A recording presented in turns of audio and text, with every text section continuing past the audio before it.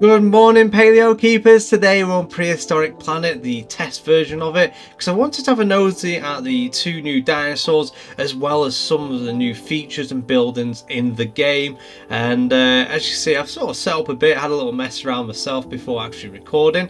And here we have one of the new things. This is the Zookeeper, and they look so cool. Like, I really like the design for them. We've got the wellies, the radio on the bell, and the uniform looks really cool. Over here we've got a labourer as well. I really enjoyed the look of the labourer. I wonder if they'll sell their own clothing range, because I really want one of those high-vis vests.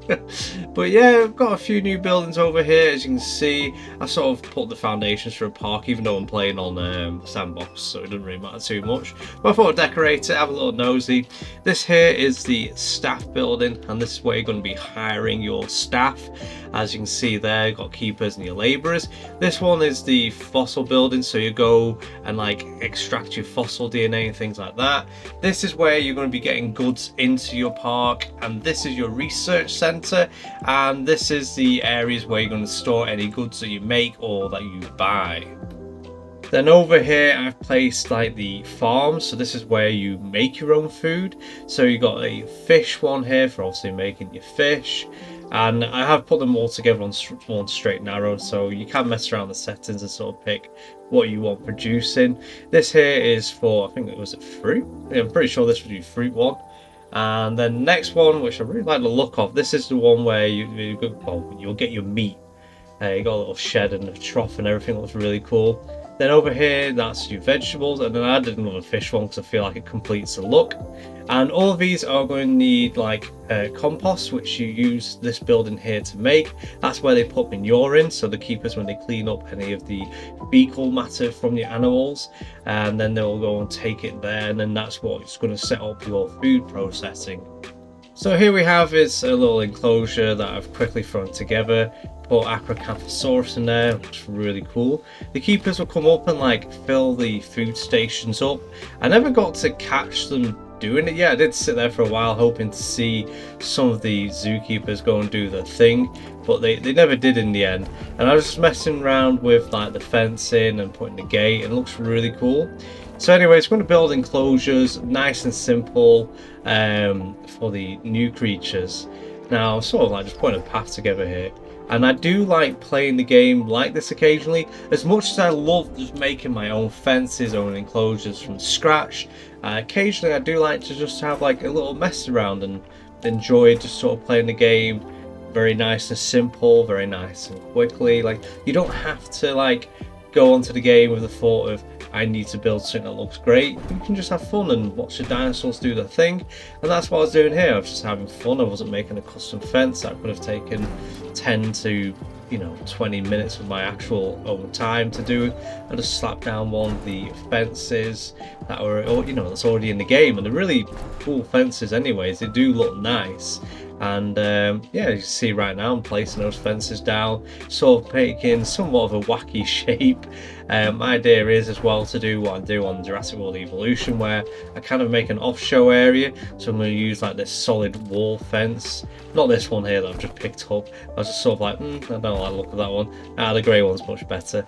So then I go ahead and then sort of try and make it so it's completely square, and I'm going to put a building in there, as well as probably the water source, and then I'll put the food source within the enclosure, just so they are going back and forth throughout the enclosure. Makes it interesting to see.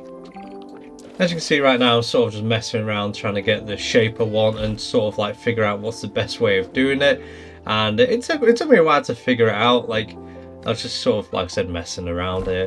But this again, it's nice and simple. Like I said, you don't have to build your own custom fence, and you can just have a nice relaxing time. I think in total I played for about 20 minutes, and I had two very nice enclosures, where if I was building in the sense of just like making my own thing from scratch, I'd probably only have not even half of an enclosure in 20 minutes. I mean, small enclosures maybe, but a large enclosure like this would take a lot longer. And this is the beauty of this game. You can play it the way you want to. You can sort of make things really quickly, or take your time and make something really intricate. And I really do like the fence, like the gate system for the fence. I kind of hope that we see more like gates that will fit the themes of the different fences. So you know, like the Stone Age ones have a wooden fence, have a modern wooden gate, things like this. Like I hope to see that in the future anyways, but for now I really do enjoy the gates. They do look really cool and they're dead easy to put into your enclosure. Like that enclosure took no time to make, and now it's down to the decorating part of it. So I'm getting rid of a few of the plants here and there, and obviously that's going to be the off-show area where guests can't see into the enclosure. So again, there'll be a few different things in there, and we're going to line up the path anyways, and see right now, and try and make it so it's looks a little bit neater and flush with the enclosure a fair bit, and so they can walk up and down and see the dinosaurs from the path, and it's just very nice, simple, quick and easy again. This enclosure here is for the Plateosaurus, if you haven't guessed. That's why I'm making it so large. And now you've got two different species of Plateosaurus, and the best thing is one of them is a lot smaller than the other, so we don't have the babies in the game yet, but this definitely could work out as looking as a juvenile one, which I end up putting all of them in there, mainly just to look at the skins and things like this, and I get a really cool variant. But again, when I was looking at it, I was like, oh, it just looks like a little baby one following behind, or juvenile.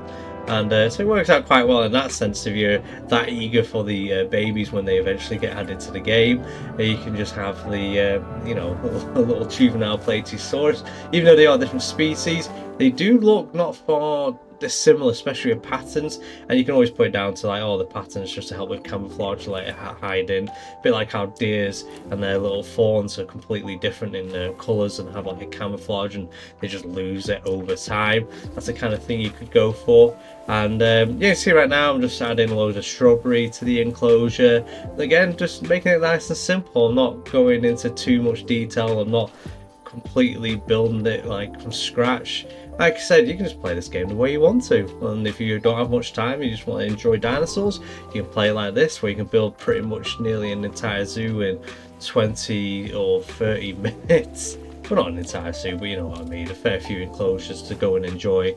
And then yeah, placing a water source right now, just sort of I'll have it lined up with the wall.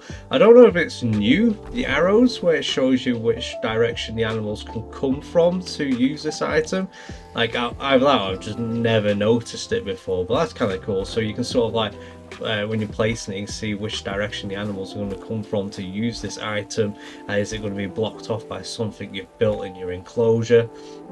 Things like that. Something I found interesting as well, the reason why I'm adding termite hills is just not for the looks, is that Plateosaurus is not just a herbivore, it's also an insectivore in the game, which is kind of cool. So they'll eat insects and plants, so that's something to keep in mind when you're putting your food down.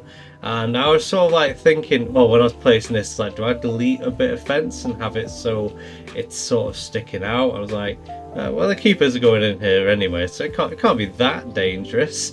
So I just thought I'd put it in the corner, but enough space that the keepers can use that door. Little note, they don't actually use the door, but if you've got that pressed up against the wall, it just kind of looks strange. So we need to make it look a little bit like it's being used. And I really do enjoy this building. This is probably one of my favorite pre-built structures that are in the game that you can use to house your dinosaurs. It just looks really cool and really well designed. So yeah, we'll place that in the corner there, and I'm pretty sure we're all ready for some creatures. I'm just going to add a bit of fence. I'm going to be adding a path that goes straight to the gate. I've been using this path as the keeper path, and then the white paths as for the guests, just to try and diverse it. The fake road, I just used a plain looking tarmac path. Obviously the cars don't drive down it, they just sort of disappear, but you add a bit of imagination to it. Something I noticed as well, if you want to make your dinosaurs now in this update, they don't have a thing that's directly straight to the hatchery on the side. You have to go to the hatchery itself, or go on this sort of information board, and then it'll take you to that specific dinosaur you clicked, and you can go back and you get to the full menu. I don't know why they've taken it off the side, but again, this is just a test version, so they're probably messing around with things, seeing what looks different. But I would prefer it if they kept it so you can just go to the side and go straight to where you make your dinosaurs, rather than having to go through the dictionary or straight to the hatchery. Be kind of nice. But anyways, here they are, and yeah, look at them. See what I mean about the size difference? So that could pass off as like a little juvenile. They're all different species all together, but nevertheless, it looks so cool. Like, look at the patterning and the colours, and they've got a nice little darker variant there, which I haven't seen yet, and well, that didn't work out. It's just solid wall. Let's just zoom in ourselves anyways, and we'll pause it so we can have a little bit of a nosy. I'm loving the face and the colours and the patterning all down the body. It's really well designed. Like, just look at them, look how cool they are. My first time I ever saw one of these creatures on like TV or a documentary was Walking with Dinosaurs, where you see them just at the end, just for a glimpse, and I was there wishing we could see more. And I decided to go and take this guy for a little journey because I was like, wow, I've not seen this kind of colour variant before. So we went for a bit of a photo shoot, and if you've come through Instagram or Facebook, you would have seen those photos, or Twitter as well. But if you want to have a look at any pictures I take, or screenshots I get, should I say, just go to my Instagram. I put them on there, I put them on my Twitter, I put them in the Facebook groups and on Facebook as well. So plenty of time to see the screenshots, but nevertheless, we'll just put that up there just for a little screenshot. I'm looking at this one right now, so it's I really like the red variants, they look really cool. That dark one was meant to be a red variant, but sort of changed. Okay, our next enclosure is for Liaoningosaurus, and I just butchered that completely. I always get tongue twisted trying to say this creature's name. It's a really cool addition, and I really do love the look of it, and we'll see that in a bit whilst I'm building this enclosure. Now, the fence I'm using, I absolutely love. It came from the Stone Age update, and it's incredible. Like, it so reminds me of the Orpheomimus enclosure in Prehistoric Park. Like, the aesthetic of it is really nice, especially for your smaller dinosaurs, and it just, yeah, it looks cool. I'm glad they added it, and it makes me hope that they add Orpheomimus into the game, just so I can make my own Prehistoric Park Orpheomimus enclosure using this fence. I even go as far, you'll see in a bit, to adding the pond, because if I remember rightly from that enclosure there was a pond, and it looked so cool. And this fence actually works out quite nicely for Liaoningosaurus. And again, I think I butchered it. Tell me in the comments if I'm saying that right, because I get so tongue twisted trying to pronounce it. Again, we just had a little keeper path just to make it a bit small so it didn't look too ridiculous. And we had like a nice interesting shape with plenty of curves, and it's not too square like I like to build my enclosures. And again, it's nice and easy. That took no time to put down compared to making your own fence. Don't get me wrong, it's always nice to make your own fence, but if you just want to enjoy the game, you don't have much time, you want to enjoy the dinosaurs, just do this. It's nice and simple. I see a lot of people, they mention like, oh, I wish I could do that, I wish I could do this, and you can make something look so nice just using the in-game tools, and you don't have to go to a massive extent of decorating, you know what I mean? So anyways, we're just decorating the pond anyways. Talking about decorating, make it stand out from the grass a little bit. We're gonna be I'll just mention, I only really noticed, like, when I went back to the normal version from the test version, the environments have little pictures now, like coloured pictures, and it looks really nice. I really like that very small little touch. But anyways, we're adding reeds and things around the pond just for them to hide in, and sort of that kind of vibe. They can weave and wind around it, and it just adds to that like pond look. I do go around adding some grassland trees, and then I do it myself and add a few like through the decorational bit. And yeah, it's just like, again, nice and simple. I'm going to be using a small hut on here, and I was sort of like deciding which one I wanted. It took me a while. I do cut out and cut in when I eventually figure out what I want to do, what building I want to use, because there is a fair bit of choice anyways from what's already been made and added to the game. As you can see, I'm just placing down my like own trees now rather than using the brush, so I can have them where I want them, sort of like feel. I'm trying to go for like shady areas for them that they can hide in. Also, when you do things like this, it kind of makes for interesting photos, especially when you get them in the right place and you put the lighting right and you see the lighting peering through the branches. Like, this game is just, you know, it's beautiful in the the lighting and everything, it's really interesting. You occasionally get the odd glitch. This is still a game in progress where you get I never understand it. Sometimes when you're building, you just get a random cube of shadow appear. I don't know what that is, but never mind, it doesn't affect it too much. But yeah, I was sort of like messing around here, what kind of house do I want for them. I do like that building as well, but then I was like, it didn't really fit the vibe. And so I was like, I'll go back to the little ones. Especially this one, I love this. I put a few in different corners, so there's plenty of space. Originally I was going to add a lot of Liaoningosaurus to the enclosure, but I sort of opted against it because I kind of liked trying to find them.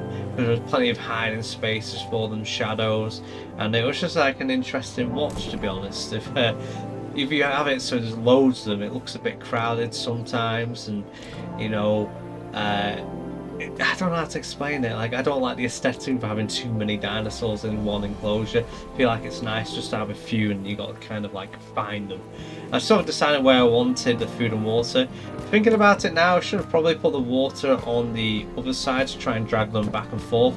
Even though they can't just drink from the huge pond in the middle, it just sort of gets them to going around the outside to the enclosure. Add a few termite hills just to make it fit in with the enclosure next by.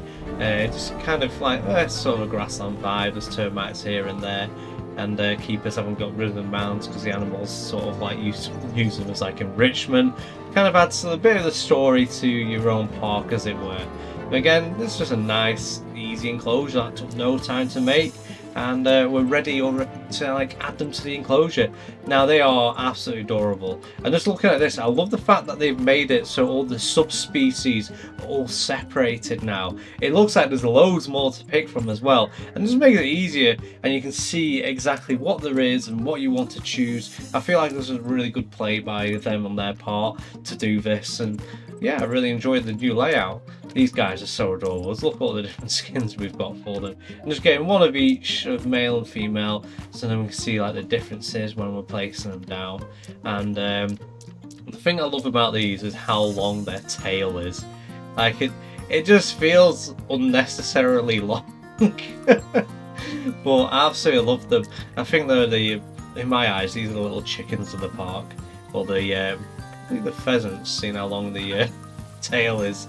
But yeah, look how cool they are, and the colours. This little cutie is Liaoningosaurus. During the Cretaceous period, the region of Australia that this dinosaur hails from was located in the Antarctic Circle, even further under the globe than the land's mass is today.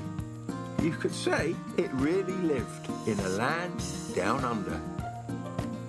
Yeah, I didn't want to talk over Nigel Marven. I love the fact they've got him to do the voiceovers. And look at that little fella swim.